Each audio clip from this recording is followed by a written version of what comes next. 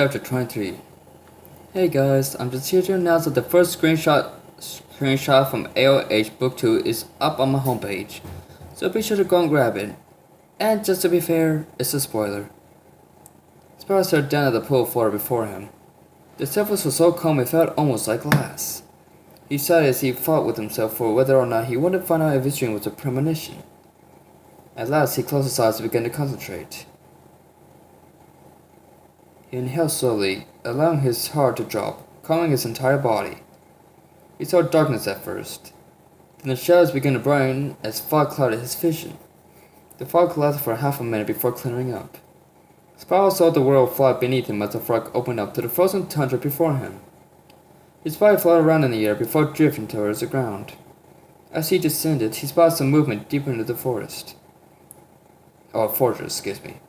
He turned his attention towards the destruction and came to a hole knocked in the side of a stone wall. The hole led down to a dark cave where no lanterns had been lit. Spyro hovered over the entrance, contemplating if he should investigate or not. Suddenly he heard a crunch behind him. He jumped in surprise to see a wolf heading right for him.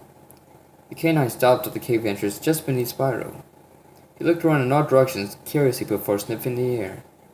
Spyro noticed the metal beams of tools he carried in his muscular arms. The materials were weathered from the years of being frozen in the ice. Once confident that no one was around, the wolf disappeared into the darkness. Spyro! A voice brought him rushing back to reality. The purple dragon turned to see Cinder walking down the dark hall towards him. Cinder, he called nervously. He had thought she was asleep when he had left their room. I thought I'd find you here, the black dragon snorted. You weren't beside me when I woke up, so I thought I'd look for you just to be sure you were safe. Spyro smiled softly. Sorry, I didn't mean to make you worry. It's alright. Cinder sighed. She came to stop beside him. Cinder noticed the way her eyes seemed almost glossy, as if she were ready to cry or had been crying. He also detected a subtle tone of sorrow in her voice. Are you sure? Spyro leaned in towards her questioningly. You seem kind of sad.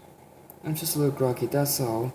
Cinder bumped his chin with her nose, slightly harder than she usually did. The dragon tried to hide the crack in her voice, but wasn't sure if she was successful. She turned back to the pool of visions. Have you been able to see anything? Spyro's expression hardened. Yeah, the wolves are up to something. I'm not certain what they're doing at Dante's freezer. It seemed like they were getting materials left over from the world of the Dark Master. What makes you say that? Cinder asked at the corner of her eye, trying to see into the pool. I had a dream earlier tonight about it. Cinder looked her in the eye. I was attacked by the wolves at Dante's freezer, and when I woke up, I had to find out if they were really up to anything. He looked back into still waters. Unfortunately, they are residing there as we speak. I see. Cinder looked down at her long talons and fidgeted uneasily. This was probably the first time Spyro had told her about a dream he had found out front without her questioning him. Cinder. The black dragons looked up to see Spyro's eyes locked on with hers. I have to go to Dante's freezer and find out what the wolves are doing there. I have a funny feeling that they're probably working alongside the Dark Master. Alright, then I'll go with you. Cinder nodded. No, Cinder. Spyro shook his head. You need to stay here. It's too dangerous. That's never stopped me before, Spyro, Cinder pointed out. We've been through worse. I know. Spyro nodded. But if Metaphor is there, then I don't want anything to happen to you. I couldn't live with myself if I couldn't protect you. Spyro, you don't need to worry so much. Cinder reached up and placed a paw on his cheek. Her pads felt warm against his scales. We've always been able to protect each other before, and it's no different now. I won't let you go alone because I don't know if I could go on without you either. Spyro stared at her. The sadness was still strong in her eyes, but she was also determined in her words. Alright, Cinder, you win. Spyro sighed. We'll investigate Dante's freezer and find out what's going on there first thing in the morning. But we should try and get some rest first. I agree. Cinder gave a half smile. It's much easier to sleep when you're around. The two turned her head back towards her room. Cinder was deep in her own thoughts until she finally spoke up. Spyro, can you show me your fire breath? Huh? Spyro stopped and stared at her. The black dragon stood stiff in the middle of the hallway as she stared at him. Sure, I guess. What for, though? Cinder just shook her head. I want to see if you recover from the battle with Yellow Titanus. That's all. The weird thing of her voice planted seeds of suspicion in Spyro's mind, but he quickly overcame those thoughts. He turned towards the air opening over the city and puffed his chest as he inhaled. He opened his mouth and hissed as if he were wheezing hard. Confused, he tried again. He coughed again and again, but no flames came from his mouth. Not even a single puff of smoke. Spyro gave one last step to try to release his flame, but only ended up coughing hard. That's not Spyro, Cinder said as she walked over and placed a paw on his shoulder as he hunched over, grasping at his sore throat. I'm convinced. Convinced of what? Spyro looked up at her with worry in his eyes. It was like in his dream. He couldn't use his fire breath. Cinder sighed as she tried to find the right way to say what was on her mind. At the last moment, she decided against telling him. You're still recovering from your fight with Titanus. It may take a little while before you fully recover. Yeah. Spyro nodded swat hard. I guess so. It'll be okay. Cinder rubbed her side against his. It's just like when you needed to recover your powers the first time. They replenish themselves and come back soon. Spyro smiled softly at Dragonus. How could I ever get by without you, Cinder? He gave her a kiss on the cheek. Cinder only smirked until he turned away. Then the expression hardened. I guess Ignite was right. She thought to herself as they headed back. She knew what was expected of her, but she still dreaded what was going to happen with her way. I guess I don't have a choice but to go along with the plan. So how do you know that the wolves are tinkering about in this place? Trimmer asked. The Guardian candidates had all been informed about Spyro's idea to investigate Dante's freezer for wolf activity during breakfast earlier that day. Pterodon and the other elder druggers had their suspicions about the territory the young druggers wished to explore, but had given her the idea of hopes of discovering what the link between the wolves and the Dark Master. Now the young druggers were soaring over the ocean, heading for what they hoped to be a simple investigation and demolition of Dark Master's plans, if any were to be found. I had a dream that something was going to happen, and it took place at Dante's freezer. Spyro replied over his shoulder. After I woke up, I thought I would try and see if it was just my imagination or not. So in order to find out, you dragged us out here on a frozen field trip? Trimmer snorted at the code error. He hated the code. He was referring to the pool of fishes, Pebble Brain, Candace pointed out. Come on, don't you listen to anything Foot here talks about? I do, Trimmer retorted, but I'm not a kissass like you, who takes the time to memorize every sentence that steals from his lips. Up yours, Candace hissed, and was about to go on a rampage when something caught her attention. Trimmer noticed and turned his head. On one of the nearby islands stood a small fortress. The upper tower had a cannon aimed outward towards any intruders that may have tried to enter the territory. As more islands began to appear, the more the dragons were able to spot enemy abandonments stationed along the way. This place is homecoming written all over it, Trimmer muttered as he passed the blockade of icebergs. You have no idea, Spyro shook his head. If there's one thing you should know about Spyro, say he chose the most comfortable places to drag everyone. Spyro glanced back at his brother, who was flying next to him. Hey, I'm just saying the facts to the kids so the kids know now, rather than later. Kids? Trimmer raised a brow. We're all the same age. True. Kenneth nodded with a smirk. I too can't see you, of course. Bite me, Trimmer snapped. I would, but then I'd get carried away and end up kicking your sorry butt. You can't beat me even if you're alive to pin on it, Candy. Kenneth whirled on Trimmer. You have Dragon Black Backwing to keep from running into him in midair.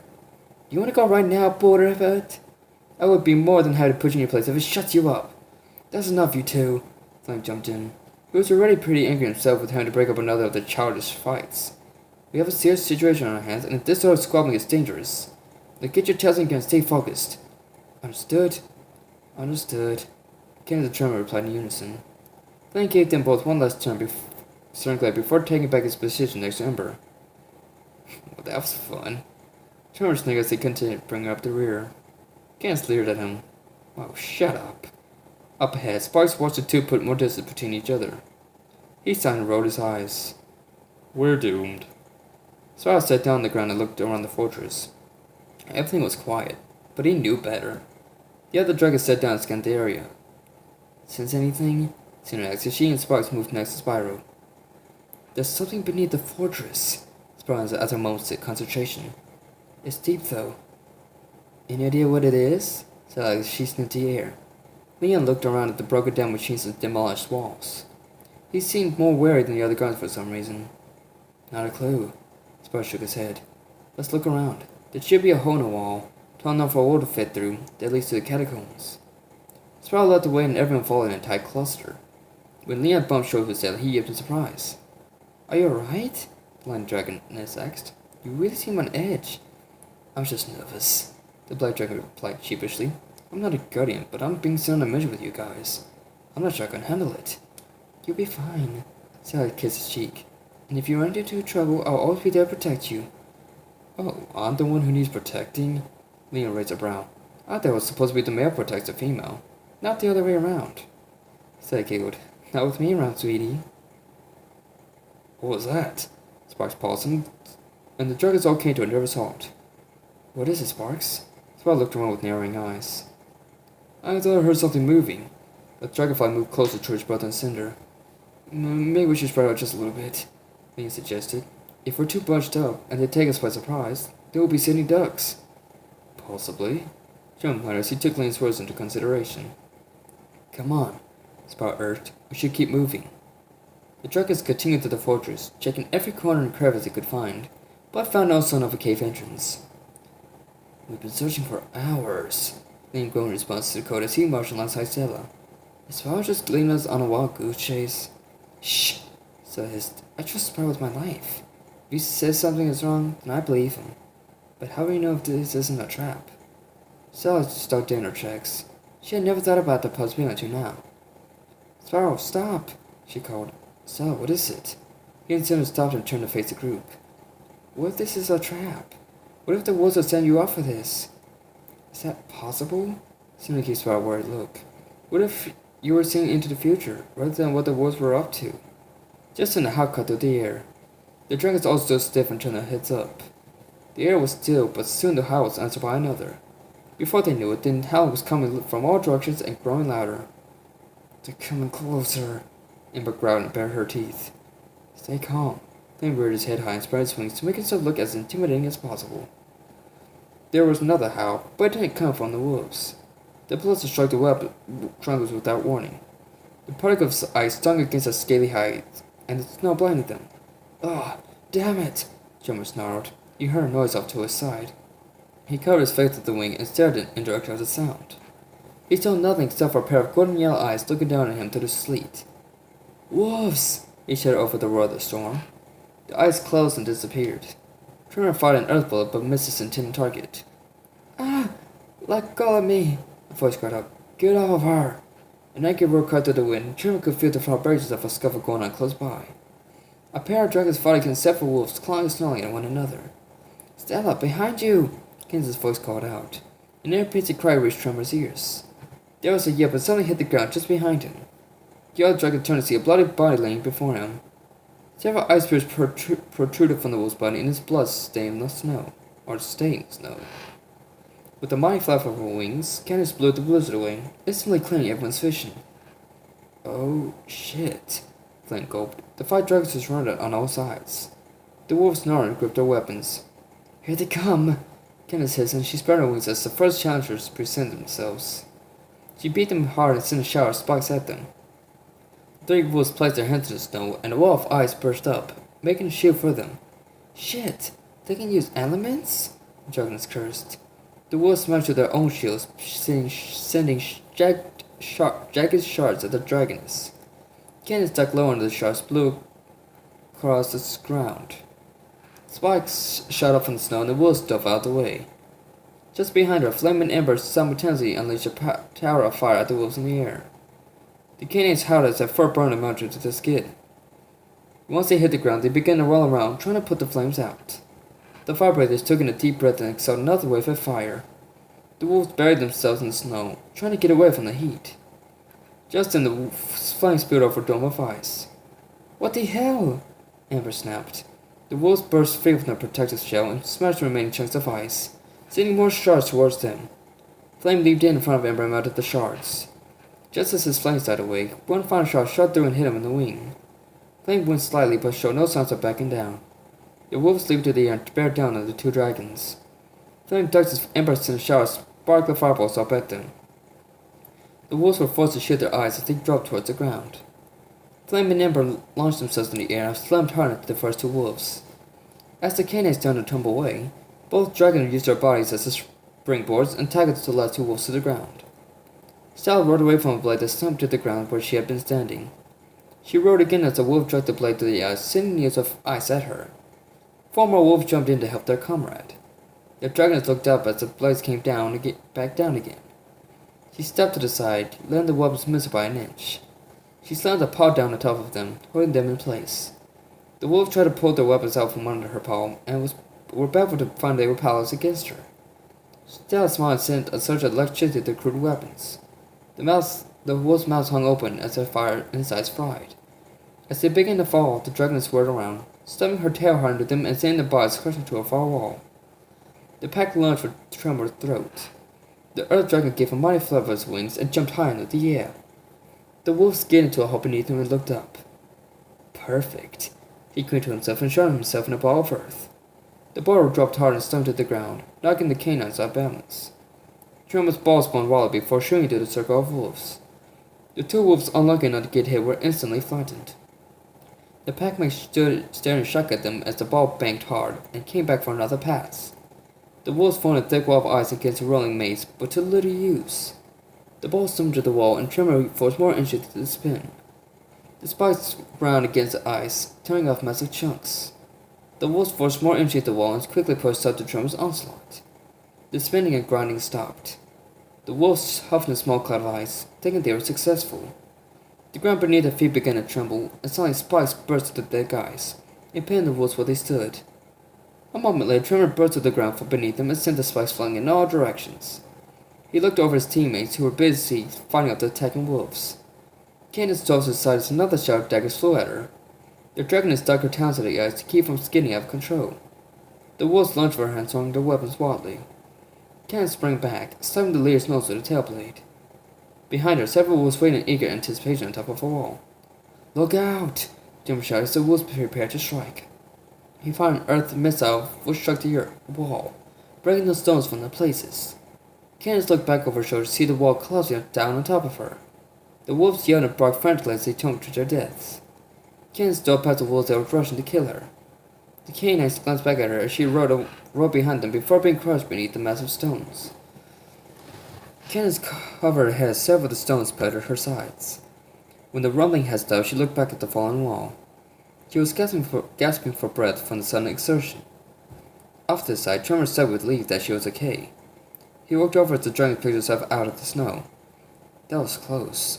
"Are you alright? The dragons roared on him and struck him across the face, knocking him to the ground. Tremor and the others looked at Candace in wide-eyed shock. Tremor felt his cheek and looked at his paw. There was blood on it. He glared at Candace. "What the hell was that for?" "You stupid idiot!" the dragon shouted furiously. "Think before you do something like that again. You nearly buried me alive." "I'm sorry I put it so close," Tremor apologized as he got to his feet. "But you had enemies up on the wall behind you." "Tremor, you moron. This is my territory. As an ice dragoness, I rule here. This is where I'm at my strongest." Candace was so angry she was shaking. "I was fully aware of them in the first place. I was positioning myself so they would take each other out, and I wouldn't have to exert as much energy. My plan was going just fine until you decided to butt in." The dragon was so fierce she shoved Tremor off balance and into the snow again. The other dragon felt his temper flare up. "Well, I didn't know that," he cried as he got to his feet. The other dragon gasped as he shoved Candace back with his muscular shoulders. "I'm not dead minding like Spyro, so how was I supposed to know?" "Of course you didn't." Candace rammed him, sitting and skidding several feet away. "That's because you never started to think anything through. My guess is because your dummy is as hard as your pebble-sized brain. As hard as your pebble-sized brain is." Tremor felt the beginnings of a roar build up in his throat. "Well, at least I'm not a bitch whose heart and soul are as cold as this damn snow." He charged her head on intent to ram her back. Candace easily sidestepped and turned the snow beneath Tremor's feet to ice. The other dragon yelled in surprise and slipped. He skated along the ice and climbed up a pile of rocks. "I have no idea what the other dragons chose someone like you to be candidate for guardian." Candace had tears from her eyes. Her past hate for Tremor was pouring out all at once, and she couldn't stop it. She almost didn't want to. "I still have no idea how God could even stand being a twin sister when you're such an asshole. I wish you were the one who had done it and she was still here today." The other dragons all stared at her in horror of what she had just said. Tremor's pupils dilated and he narrowed his eyes into a killing glare. You did not just bring my sister into this," he hissed with his teeth bared. The ground began to shake and Tremor's arm burst from his body. He spread his wings, preparing to charge. Candace spread her wings as well and was ready to defend herself when a firebolt struck Tremor in the side. The other dragon smashed against the stones and bounced up before skidding against the remains of the wall. Emma's flames dissipated and she floated to the ground. Stella, Sparks, and Flame all stared at her in disbelief. Trimmer opened his eyes and rose to his feet. Amber had left him with a nasty burn on his side and he winced at the pain. He kept the same killing gaze on Candace. Trimmer growled slightly. So that's how it is, huh? The dragon is watching with her muscles tense and ready to react to anything he might throw at her. See if I ever help you out again. Next time you need me, I won't be there for you. I never asked for your help to begin with. Candace spat icicles at him. The spikes stuck in the snow at Trimmer's feet. Trimmer walked past Amber, paying her no attention at all, and headed for the eastern end of the fortress.